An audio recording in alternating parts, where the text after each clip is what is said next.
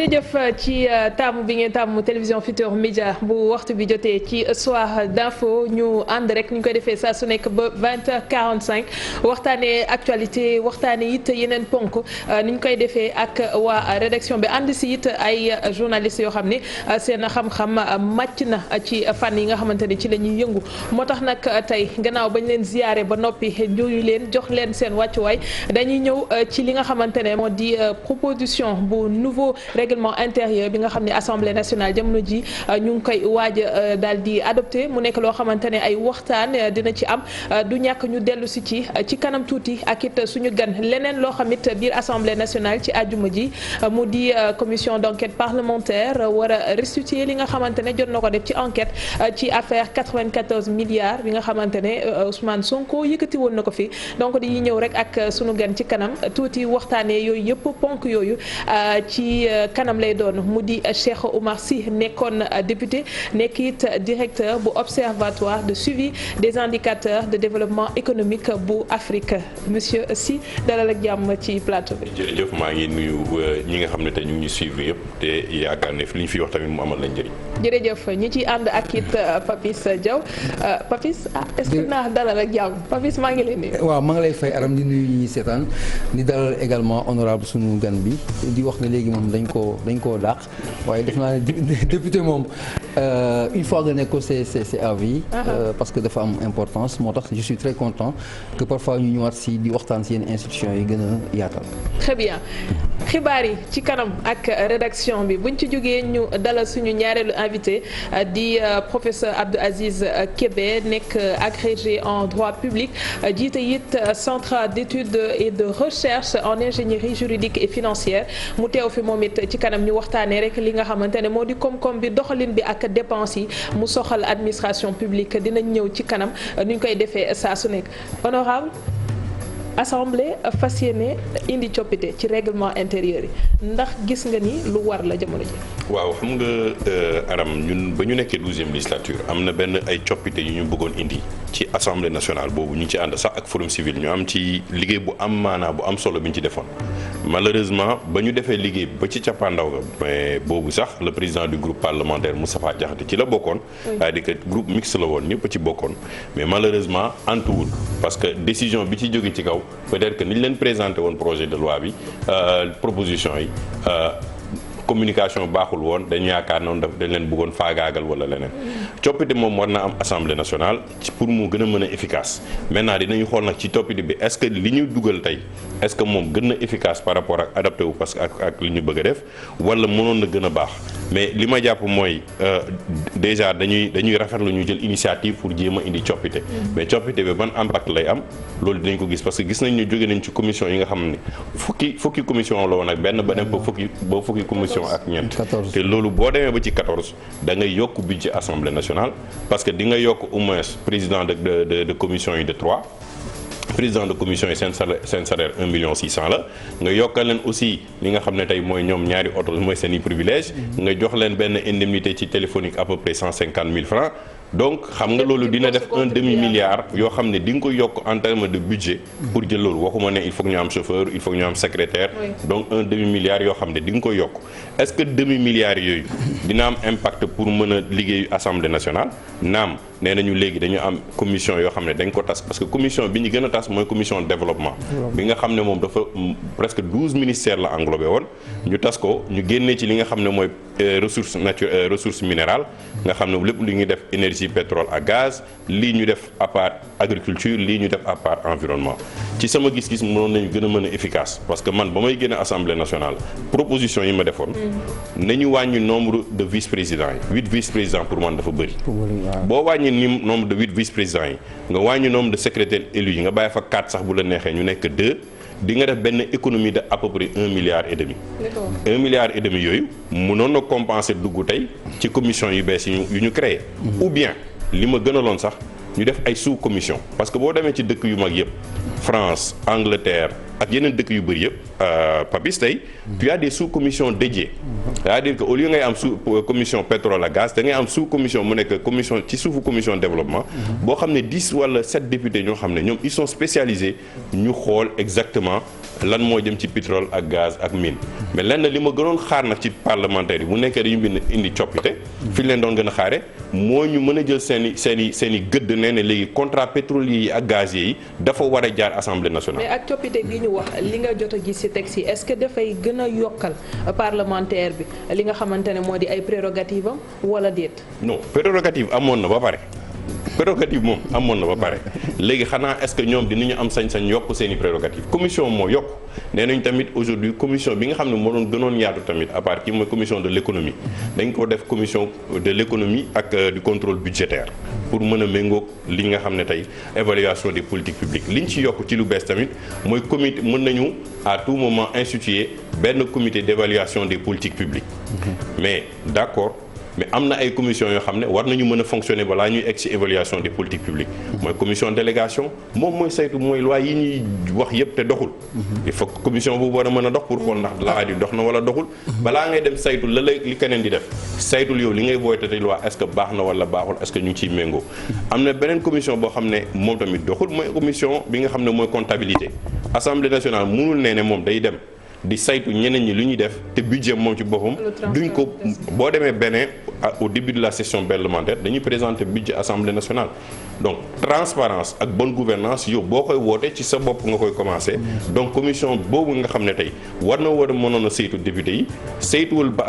budget par assemblée nationale ba tey duñ ko gis au début de la session duñu xam dépenses yi fan la dugg donc tu peux pas demander au gouvernement tey mu agir ci transparence ak bonne gouvernance te yow mi ko war a saytu defoo njëkkee woo. En fait dama am benn question mais avant question bi dama bëgg rebondir ci li honorable wax léegi xam nga innovation modification ak noo ko munti tuddee dafa baax jamono lay dox am ay besoins yu présenté wu comme ay textes moo ñu tënk il faut nga conformer wu ak textes yooyu pour mën a avancer donc le principe du renouvellement du changement de l'évolution ça ne pose pas problème ñëpp si d'accord que ne nit jamono mooy dox jamono fay toll am ay besoins mais et là arrive la question honorable donc bu fekkee ne si contexte bi dafa am benn soubassement politique yow naka nga koy expliquer si c'est dans l'ordre du possible par rapport ak contexte bi pour ne pas citer Sonko pour aller directement à. waaw mais xam nga moom il faut que nit ñi bu ñu naxante l'Assemblée nationale est par essence politique. Par essence politique les décisions la plupart des décisions de l'Assemblée nationale sont des décisions politiques gis nañ ko donc il faut mu am li nga wax soubassement bu nekkee par exemple soubassement bi tey pousse na ba nga xam ne tey commission yi ñuy defaraat am na loo xam ne peut-être je sais pas l'honorable Sonko moo tax ñu changer ko c'est bien man damay ne à quelque chose de malheur est bon mais warul nekk lenn loo xam ne moom mooy motif bi kese parce que yéen dañ leen faire pour ngeen nekkal askan bi tey yéen li ngeen war a def mooy xool exactement ci seen wàllu liggéey yan matuwaay ngeen yor ak nag ngeen koy appliquer leneen li nga xam ne tey moom ay soubassement politique la bu ci duggee day gàllankoor liggéeyu parlement bi parce que mënoo nax sénégalais yi mën nañu évaluer seen bopp xam nga ba ma fiy génn 12e législature dañu doon tonj ne 12e législature bi moo gën a nul parce que vous n'avez fait aucune proposition voilà ñu ne am defuñu mais xoolal tey est-ce qu'ils n'ont pas raison aussi non mais xoolal tey non on a fait des propositions les propositions on en a fait plus d'une dizaine même une douzaine c'est que les propositions n'ont pas eu d'effet c'est-à-dire que on les a pas adoptées parce que xam nga lu tax amul parce que am na condition yoo xam ne même ñu ngi ko tegoon naa ne député yi dinañ ko teggi mais teggiwuñu ko mooy tey man moo nekkee député ma def benn proposition de loi il faut que moo wane fan laay jëlee crédit bi fan laay supprimer fii pour indi ko fële tey nañu laajte par exemple li député yi def pour yokk commission yi fan la ñuy supprimer ban crédit pour yokkal leen ñoom seen budget pour ñu mën a dox loolu moo tax aujourd'hui boo xoolee tey liggéeyu parlement bi ba tey par rapport boo koy comparer ak 12e législature nous on était plus présents sur le terrain on avait plus d'initiatives malheureusement il y avait moins de pression politique mais tey boo xoolee Assemblée nationale bi pression politique bi ak yi agenda politique bi ni mu ci amee doole moo tax ñoom tamit si biir dafa gàllankoor seen liggéey ni mu ko waree. ñëwee Papis nga baal ma ci loi bi nga xamante ne ñu ngi koy wax ne dañ ko bëgg a jëmmal fexe raje képp fekkee exclure képp koo xamante ne fonctionnaire la ñu raje la wala ñu condamné la ndax dañ la jiiñ détournement loolu ndax ànd nga ci. bon loolu moom maa ngi koy dégg mais gisuma benn proposition de loi wala benn projet de loi dégg naa benn membre alliance du parti APR moo ko wax sax mais benn allié bu ko génnee ne que dañu bëgg a def benn proposition de loi bu boobaa moom di nga rajee ñu bëri parce que bu boobaa moom di nga rajee ñu bëri parce que li nga xam ne tey ay détournement la ak ay malversation la ak yooyu bëgguma dugg ci débat boobu mais on sait qu'il y a beaucoup de corruption au niveau de l'administration kon ñu bëri nañ tomber sous cette coupole là et je ne pense pas que ce sera même idéal kenn koo xam ne yow jëloon nga ko mu bàyyi nga participer ci élection bi passé nga ne ko du participer ci élection bii di ñëw je ne pense pas que loolu war day flagrant je ne pense pas que loolu te damay leeral tamit Assemblée nationale mënul jël décision par exemple nee ne moom par exemple par rapport ak travail bi ñuy def de restitution bi dañuy tiiñal wala nit wala lu mel noonu kooku ce n'est pas dans les prérogatives de l'Assemblée nationale li ñu mën a def mooy bu ñu ubbee benn enquête parlementaire quelle que soit l'enquête parlementaire boo neewee ne diw bu ma nee ne enquête parlementaire bi la ñuy wax kat ñu ci bëri xanaa xam nañ ko ba pare ndax waxoon nañ ko ci conférence de presse. waaw ci conférence de presse bi boobu je pense que la conférence de presse jarul woon ñu koy def parce que comme lañ koy def ci huis clos ba pare bu ñu paree ñu mën ko jébal askan bi c'était pas nécessaire parce que wax nañu li ñu fa nekk ba pare mais bu ma nee diñal naa papis ma dem ñu ubbi benn enquête parlementaire député yi ren la ñuy mën a def mooy soit ñu dëggal ne papis li ñu ko wax dëgg la wala ñu ne papis li ñu ko wax du dëgg foofu la liggéeyam mën a yem mais à part loolu article 48 mu joxu leen lu ëpp loolu mënuñu tey ne par exemple honorable bi dañ koy sanctionner parce que li mu wax du dëgg loolu c'est pas la prérogative de l'Assemblée nationale prérogative am daal mooy génne wax commission en restitution te en huis clos la huis clos bi c'est pas bëgguñu journalistes yi fekkee ko c'est parce que dans la loi ci boppam dans l'article 48 il est stipulé que la restitution se fait en huis clos loolu mën nañu nag peut-être dans l'avenir mu ne dañ koy tëbloo mais c'est pas le fait dañu bëgguñu ne pas kii fekkee ko mais c'est la loi elle-même de l'Assemblée nationale qui régit ça. En fait sur cette même question moi je crois que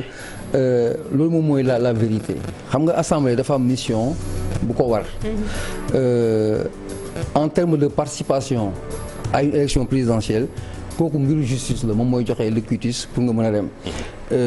bu fekkee ils vont dans ça. bu fekkee justice da ko yombal nag. waaw mais xam nga après assemblée day ñëw. xam nga ça devient une autre question mais moi je parle des principes non sur les principes l'assemblée dafa am mission bu ñu ko dénk la justice am lu ñu ko dénk en termes de mosoo déggagum dans l'histoire du monde quelqu'un qui veut aller à la présidentielle ñu ne il faut passer par l'assemblée wala l'assemblée ça n'a aucun rapport c'est la justice qui lui donne quitus parce que honorable amul contentieux ak amul passé judiciaire am na casier bu normal il est apte à se présenter je crois que loolu moom waruñu ko laal beneen danger bi ci nekk mooy quand tu es fonctionnaire mooy ku ñu viré ko nañ ko dàq ci fonction publique mu dem mais il peut avoir raison il peut y avoir un abus il peut y avoir une erreur judiciaire arbitrage yëpp mën na am fekk yow nga nekk fonctionnaire ñu dàqal ci anam yoo xamante ne c'est pas normal là tu vas encore perdre parce que tu veux te présenter non je pense que loolu moom yàlla nekk rek ay rumeur ñu bañ a yegg foofu. man moom laa jàpp que ay rumeur la parce que c'est illogique nga bàyyi nag nit mu ñëw participer ci élection en 2019 bi nga ñëw ne da nga koy xañ alors que le président actuel n'a aucun intérêt vraiment aucun intérêt li ñu koy ñaan mooy mu génn ci génn bu gën a rafet bàyyi làmb ji ñi ci war a sóoru ci ñi war a falu moom mu toog jàmm ñu dóoru loolu la ñuy ñaan mais boo fi duggee ci Sénégalais yi ñoo koy fajal seen bopp bu boobaa Sénégalais yi ñoo koy fajal seen bopp l'essentiel c'est que dans ce cas précis l'Assemblée nationale bu tegee dossier bi ba pare ba ne man jébbal naa ko restitution pare naa ci boobu justice mën na ko yëkkatil boppam ne mën naa léegi saisir comme Assemblée nationale pare na liggéeyam et je peux maintenant soit ma jël plainte bi nga xam ne tey honorable Sonko moo ko teg wala plainte bi nga xam ne Mamour Diallo moo ko teg ma saisir introduire ko xool nag def pour site pour xam fan la ko te loolu liggéey justice la pour mu leeralal ñëpp pas diw man je maîtrise pas le dossier honnêtement dégg naa la comme ñëpp 94 jaar na gauche génn na droite mais c'est à la justice d'éclairer les Sénégalais parce que loolu mooy prérogative am mais fu fi Assemblée nationale mën a yem rek mooy restituer ñoom seen travaux mën a dem te li ñu restituer ce n'est pas une bible loolu ci ñoom lay yem parce que loi bi mën na ko justice mën na ko def introduire ko gis leneen bu ko soxlaa wala mais moom mën na procureur bi mu initier li muy initier ba pare am lu muy jébal comme décision. alors ci règlement intérieur ba tey dañu gis ku mel ni honorable député Thierno Bocoum cité ay articles yoo xamante ne bu ci nekk dañ ci yokk bis bon c'est dans la modification lañ ko defee wala dafa nekk loo xamante ne dañu gis ne manquement la woon par rapport ak ni assemblée doon doxee lu ci mënta nekk gis nañ ni ak 97 bis gis nañ ni 78 bis donc bëri na yi nga xamante ne indi nañ ci modification yooyu. waaw xam nga bis yi boo ci xoolee c'est-à-dire que ça existait déjà soit dañ ko renforcer soit am na lu ñu éliminer par exemple le titre de premier ministre il fallait que ñu éliminer ko pour être conforme à la constitution bi nga xam ne tey amulul premier ministre am na yeneen articles yoo xam ne dañ ko jéem a renforcer wala li nga xam ne changé nañu léegi l'architecture bu assemblée nationale tu vois comme li nga ci wax ay article 80 am na yeneen yoo xam ne disposition ñu ci mais am na ay articles yu bees comme l'article bi nga xam ne mooy article 44 bi nga xam ne mooy wax ci affaire comité yeeg affaire yooyu mais ba tey par exemple je donne un exemple et te loolu moo ëppoon solo article bi nee na par exemple l'article 44 dit que aujourd'hui assemblée nationale war na mën a déglu les directeurs les directeurs d'établissement wala de société yi nga xam ne parapublic la ak les agences mais pour ñu mën a def loolu il faut que ñu bind lettre président de la République où est l'indépendance maintenant entre le législatif et l'exécutif parce que bu nekkee comme dans les autres parlements dans le monde tu n'as pas besoin d'écrire au président de la République les prérogatives de l'Assemblée nationale c'est de convoquer à tout moment n'importe qui waxuma la sax nga nekk ministre wala nga nekk directeur d'agence même kenn koo xam ne tey yow yaay directeur Sonatel wala directeur Free wala directeur yi na ngeen ma baal parce que comme si damay def benn publicité secteur privé gis nañ fi Mark Zuckerberg mu dem toog ñu kii ko donc ils doivent avoir la prérogative sans demander au président de la République que ñoom dañu bëgg a déglu un tel ministre parce que tey ñun on a essayé de le faire du temps de Nécotrans avec ba Cheikh Kanté nekkee au kii mais la présidence a mis un veto sur ça nee na ñun du ñu déglu Cheikh Kanté. waaw mais honorable loolu dafay relancer c'est important day relancer majorité mécanique bi ñuy wax mu nekk vraiment un cancer pour les États africains loolu moom moo koy c'est une facette également du mécanisme à l'Assemblée. waaw mais xam nga tey damay ne bu nekkee tey jeexitalu président de la République Macky Sall mooy jeexal na mandat am yàlla na ko jeexal nu mu gën a rafete président Moustapha Niasse war a jeexal mandat am yàlla na ko jeexalee nu mu gën a rafete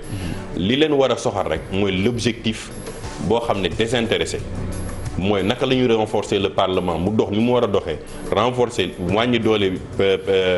présidentialiste bi ba nga xam ne équilibre bi am na ñoom loolu après askan bi dina leen sant waroo xool ndax est-ce que président de la république tey war na mën a am bikam bu muy teg ci kaw président assemblée nationale ne leen lii mën naa koo nangu lii mënuma ko nangu tant que loolu on le règle pas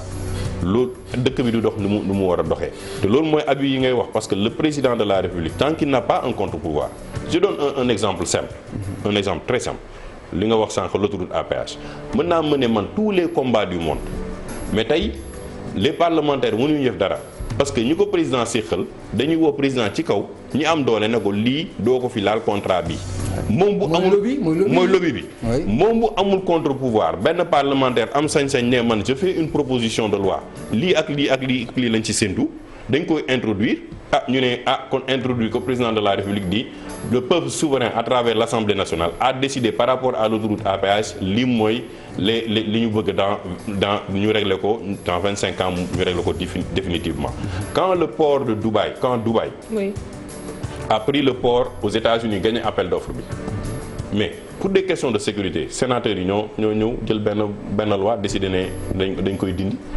alors que ñoom dañ ko gagné de manière claire et nette donc tant que le législatif amul doole boppam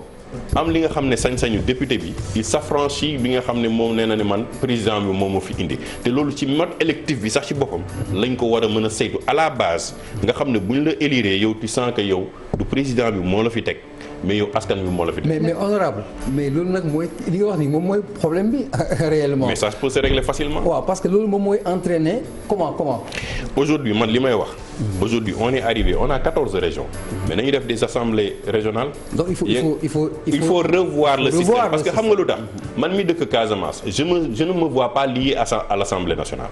dafa ma sori Dakar la nekk le député je le vois pas mais si j'élis le député à la base à une assemblée régionale moom assemblée régionale bi envoyé ko à une assemblée nationale comme en Allemagne par exemple le député est redevable à sa région et non au président de la République et il est élu par sa région. donc xam nga loolu bu demee assemblée nationale amul lenn loo xam ne président de la république mën na ko mën a wax mu ne ko dama koy def parce que moi je suis élu à la base par le peuple wala par les citoyens de telle région et loolu mooy indi inclusivité sociale ak inclusivité économique parce que bu boobaa l'architecture même de la discussion du budget va partir de la base vers le sommet et non que le président de la république décide de faire un arbitrage selon moom yenn bon vouloir yi nga xool li nee na fii moom ëppal solo noo damay wàññil kii budget donc c'est le peuple lui-même qui s'exprime. Excuse-moi si Aram ci critères yi pour le profil du député man à chaque fois qu'on parle de députation au Sénégal man c'est ça qui me vient à l'esprit parce que chez les maires par exemple ci critères dañuy obligé il faut savoir lire écrire son nom un minimum da xam-xam quoi bu daw jàng tuuti sax au moins mais chez les députés ça n'existe pas. waaw loolu am na dëgg la et certains théorisent que loolu ça peut pas entacher la bonne marche d'une assemblée moi je trouve que c'est comment ils vont suivre bon d'abord il faut qu'on soit précis à l'Assemblée nationale sa collègue yi nga xamante ne jànguñu nu ñu doon arrangé waaw mais l'Assemblée nationale aujourd'hui au moins c'est une innovation mooy am nañu traduction simultanée sur 7 langues et moi je le dis honnêtement j'ai vu des gens intellectuels bien formés avec des bacs plus avec une expérience avérée mais mosuñu sax défendre doléances population yi mais tu vois une femme une députée par exemple kii nekk Bignona koo xam ne moom dans toutes les sessions elle participe dans toutes les commissions elle participe demul toogul ci ban je pense qu'il faut pas rapidement stigmatiser parce que li ma lay wax il y a eu bon nombre de députés qui ont un bon niveau te ñoo xam ne waroon nañu mën a participer ci débat yi mais participer yu ñu débat bi nu ñu leen yaakaare ils n'ont pas porté les doléances des populations ni ñu ko yaakaare mais il y a eu aussi un nombre de députés ba ñu leen defalee l'installation avec la traduction ils ont compris le budget et ils ont participé et posé des questions dans les commissions techniques je pense que le profil du député c'est vrai mais c'est pas le profil qui est le plus intéressant c'est l'accompagnement technique bi nga koy jox pour mu mën a lire budget bi gis nga budget boo ko defalee waa ji ci wolof wala ci tukulóor wala ci séeréer nga expliquer ko les principes du budget il s'en sortira lui tout seul. léegi budget bi nga xamante ne moom la ñu war a jëm muy pour 2020 bi te FMI sax bokk ci li nga xamante ne fàttali ko na ko ndax disposition UEMOA la taxawaayu député bi lan la ciy doon ndax foofu noonu en commission am na ci loo xamante ne ci fa lañ koy xaare bañ a nekk rek ci budget moyen comme voilà mais loolu tamit changé wuñu ko fii parce que ci amendement yi ñu waroon def mooy pouvoir impacter sur le budget bu budget bi Assemblée nationale député bi war a mën a am prérogative ne li ngeen fi def jaarul yoon ñun duñ ko nangu mais lii la ñuy proposer à la place nee nañ la bu budget bi egsi député bi mujj na alors que ñu ngi dem ci budget programme budget programme la ñuy jëm budget programme mooy lan mooy ministre bi ci boppam moom mooy joxe orientation budgétaire am yu mu bëgg a def ñu jox ko xaalisam mu mën a exécuter donc le ministre de l'économie n'a plus cette prérogative bi mu amoon avant loolu moo xew partout c'est le ministre lui-même de tutelle qui est en charge d'exécution de son budget ak programme mais loolu député bi tey bu levéwul contrainte bi nga xam ne tey mu mënul impacter immédiatement sur le budget amul effet xanaa mu am effet après mu wax ko ñu mën ko tenir en compte ci bii di ñëw mais sur l'instant T il ne peut pas influer il y a le débat d'orientation budgétaire mais le débat d'orientation budgétaire day fekk à 80% le cadrage a été fait dañuy laal fii laal fële donc il y a un travail bi nga xam ne de fond bu ñu war a mën a gën a réformer Assemblée nationale parce que pour man ñaar gëm naa ko dëkk bi bu ñu ko réglé notre économie dina dox la première c'est pas l'Assemblée nationale c'est la justice elle doit être totalement indépendante elle est économique c'est pas je ne parle pas de ay régler ay problèmes politiques contre diw ak diw la justice elle est même économique c'est elle qui fait fonctionner un pays économiquement deuxièmement c'est le Parlement pour l'équilibre des pouvoirs pour pouvoir xool nag saytu est-ce que exactement l'exécution budgétaire et la marche du pays par rapport ak gouvernement bi nu mu koy gérer mën na ko gérer moi je pense que loolu mooy les deux solutions pour que le Sénégal marche. waaw une dernière honorable par rapport ak député bi c'est-à-dire est-ce que bu ñu doon choisir ñaar entre l'indépendance de voter ak l'obligation de participer au débat xam nga les débats c'est juste pour c'est débattre, c'est échanger de façon démocratique mais la finalité c'est le vote. Le député il est détenteur d'une carte entre guillemets boo xam moom lay ne ànd naa si ou pas sur les questions essentielles qui concernent la nation qui n'ont rien à voir avec un terroir ak zone bi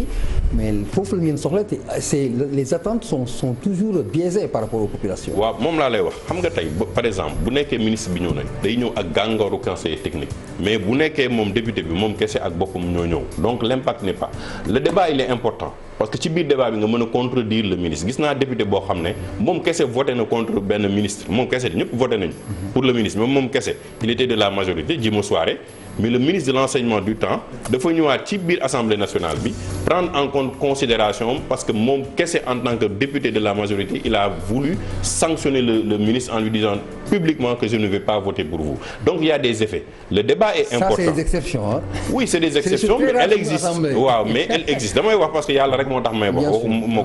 mais la finalité aussi li nga wax la le vote et le vote man pour man c'est la conscience citoyenne quand je dis c'est la conscience citoyenne mooy ñi ma fal ñoo ma fi indi war naa bu ma yëkkati sama loxo ma def ko ndax ñoom ñu mën ci gis seen bopp. merci honorable Cheikh Oumar Sy dañuy dem seetaan publicité daal di dellusiwaat.